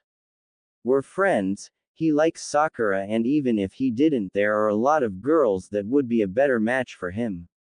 Like? Shizune asked. None of your business sensei. Ino yelled suddenly angry. Ask something else. I'm not here to talk about Naruto. Well then, what do you think about the fact that the laziest guy in this village was made Chunin not too long ago, while the Uchiha? Anko asked. There was something about the Naruto topic, but first this wasn't an interrogation and second it made Ino uncomfortable because the girl didn't have the answers herself. This was a hint on Ino's personality and that she knew how to alter or hide it. She could talk with Shizune about that later. Ino's pose changed drastically. Her shoulders became straight, her eyes met Anko's and her voice was strong as she spoke. Sasuke is a good ninja, but he isn't the best just because he is an Uchiha. Shikamaru had a good match. He has shown how he can beat an enemy that was clearly stronger than him. I think he gave up because he knew something would happen, to save some chakra for later. I'm not sure about it and the lazy bum didn't tell me shit when I asked but he is really smart. He deserves to be Chunin. At least he wasn't late for his match. Ino defended her friend. The lazy idiot wouldn't care about it, but no one talked bad about her close people's achievements. Well, good you see that the Uchiha's looks and name aren't everything. Though it is surprising to hear you talking about Sasuke-kun in that way. Aren't you one of his biggest fangirls? Was another slight question to learn more from Anko. Ino gave a sigh and began to explain. A little time later she started to ask questions herself. She tried to learn everything she could from her teachers but their answers, unlike her own, just held nothing more than just the obvious meaning of the words. Also Ino found it hard to read their body language. When Anko and Shizune explained to her what they had read from her she was shocked. They told her about what she had felt, some of her exact thoughts she had when she had given the answers and what they had concluded about her from the context. While they had gotten a pile of info about her she had nothing really important. Anko-sensei gave her a lot of tips, which were really helpful and Ino promised herself she would improve. After the questioning came the spar. Ino against both of her teachers. No reason to say she had no real chance. She gave it her all anyway and even managed to hit Anko with one of Shizune's poison Senbon. In the end she lost, as expected, but her teachers were proud of her skill nonetheless. Shizune told her when and where she had to meet her the next day at the hospital and left. Anko on the other hand stayed with her, one hand resting on Ino's shoulder. You know, Missy, for the first brat I have to teach you're all I could have asked for, she told the blonde girl, as she stood behind her. Thank you, sensei, Ino replied. Still, I think you shouldn't act so much. Don't be surprised. I know a mask if I see it. You're unsure as hell about yourself. You're afraid what you are isn't enough. I know your behavior, because I acted like you when I learned under one of my teachers and when I came back to Konoha. You do. Yes. Now please do us all and yourself a favor. Be yourself, no matter what others think.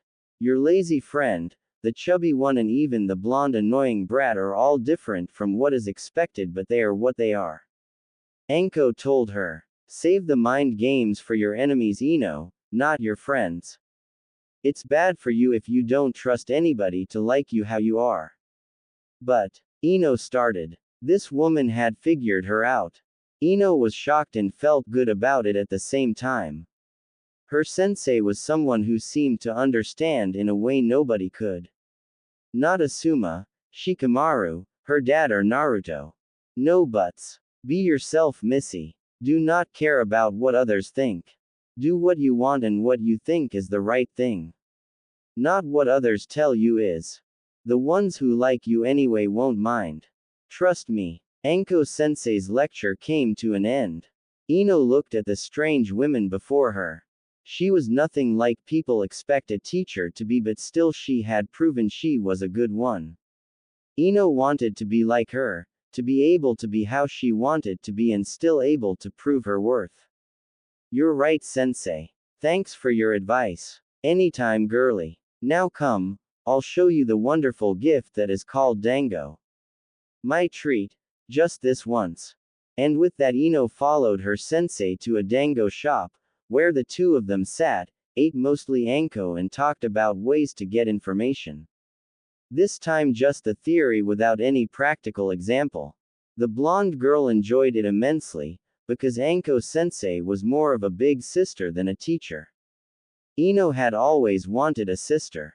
She and her mom, while they were close, had way too different interests in life. They could agree on flowers and a few other things, but her mom never wanted to see things Ino's way. Anko sensei did. She didn't agree to everything, but if that was the case, she tried to show Ino why she thought differently. The thing about it was that she took Ino seriously. Really seriously. There was no talking from Anko that implied she was above Ino. She didn't show anyone that she was better than Ino by talking down to her, but took her seriously, and if the blonde girl needed to be put in her place, Anko just did it and proved her wrong. After the two of them parted ways, Ino had a wonderful evening and high hopes that Shizune would be just as much of a role model that Anko sensei had proven to be. Deciding it was time to go home, she started to head for Naruto's place. When she turned into the street his apartment was on, she saw that he was already home as she noticed the lights were turned on. As she opened the door, she found that it was very quiet inside. First she thought that Naruto had just fallen asleep and forgot to turn out the lights, but then she found him in the kitchen. He was reading a book. That itself wasn't an uncommon sight for Ino, since the boy had done this quite a lot the last few weeks. The interesting thing about it was that he seemed really interested, like when he was learning a new jutsu. He didn't even notice that she was in the room, watching him. The expression on his face made her believe that he was reading the recipe for the best ramen ever made. Strangely, it made Ino smile to see him with something that could make him focus that much on something he normally didn't like. He had a small smile tugging at the corner of his mouth, which she found immensely adorable. Hey Whiskers, how was your training? She asked him. His head jerked up to look at her. So he really hadn't noticed her till now. Oh hey Ino. How long were you standing there? Oh, not that long. In fact, I just came in, she said. Now care to answer my question? It was great. Asuma showed me something about wind chakra and kanai. I didn't quite get it at first, but I'm getting better. Oh, and the old pervert said he would train me in fuinjutsu.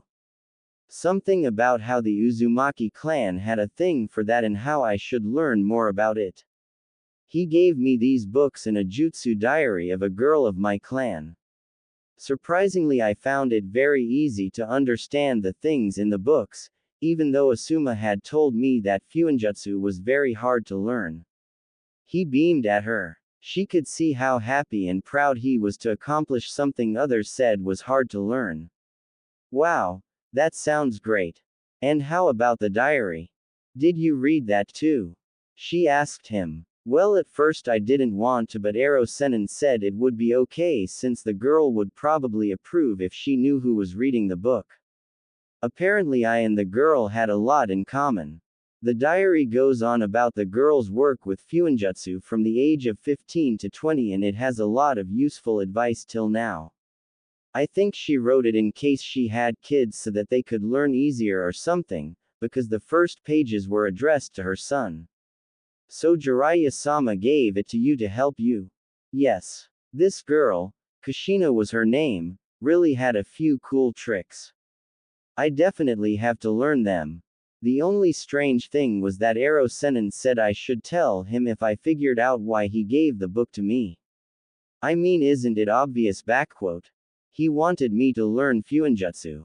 Ino smiled at him. She knew there had to be more behind this, but for now she didn't want to ruin Naruto's mood. Jiraiya had another reason for giving Naruto that book and telling him about his clan, but she was sure he would tell Naruto as soon as the right time came. She may not understand it all, but the Sannin must have had his reasons. Who was she to ask for those? So Ino, how was your day? Are you happy with your teachers? Naruto asked as he put a piece of paper between the pages of the diary and waited for her to tell about her day. Well, you see, at first Ino began. It would take a long time till the both of them got into their beds tonight, as both wanted to tell the other how their day went. In the end, they were happy they had someone to speak with and to listen to. Each of them fell asleep with a smile on their face. Ino collapsed on her knees. Her breathing was heavy and all of her body ached. She tried to get up and search cover behind a tree, but it was already too late. 3 kunai hit the ground right next to the exhausted girl. Her enemy had caught up to her and now she had to fight. A figure appeared out of the tree and directed a kick right at Ino's face only to stop inches before it. And again, you're dead. I expect more from you, Missy. Anko-sensei scolded. Her face was grim and her eyes showed no mercy. Really, girl, you can do way better and I only expect to get your best. Now get up and start running your laps. Ino did as Anko said, but after a few seconds of running she fell to her knees again and didn't move any further. A moment later Anko was beside her, yelling how the blonde girl should get up again. At first Ino tried, but then she gave in to the pain of her body. I can't, was all Ino said. She was at her limit, or at least that's what she thought. It was hard enough to breath, running was out of question right now. Sadly, her sensei thought differently about that. You can and you will, Missy. There is no place for slacking of when you are on a mission. That means as long as you train with me there won't be any slacking either. The blonde girl mumbled something, hoping that Anko-sensei wouldn't catch on what she said, but since her sensei was a skilled ninja she did hear it. Ino knew it because of the look she received from Anko. It hurt her more than all the cuts and bruises over her body because it was disappointment. Her sensei was disappointed with her, even thought Ino had given her best. So you say that's your limit? You want just a little break, yes? The purple-haired woman asked her pupil. Very well. Then you'll get a task that isn't as hard as what we've done before, even though I know you could go on. She took a scroll from her coat and tossed it before Ino. The girl pick at the scroll up cast a questioning look to her sensei and then to the scroll. Anko told her to open the scroll and so Ino did as she was told. Inside a mission description about an observation mission.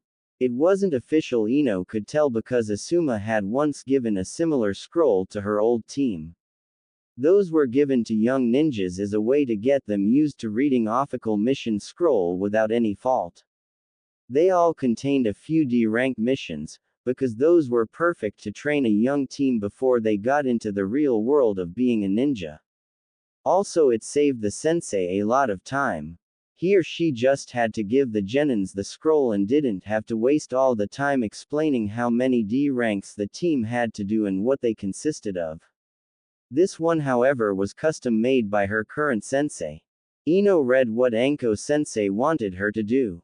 She had to observe a special target for a few hours without getting caught by its two guards.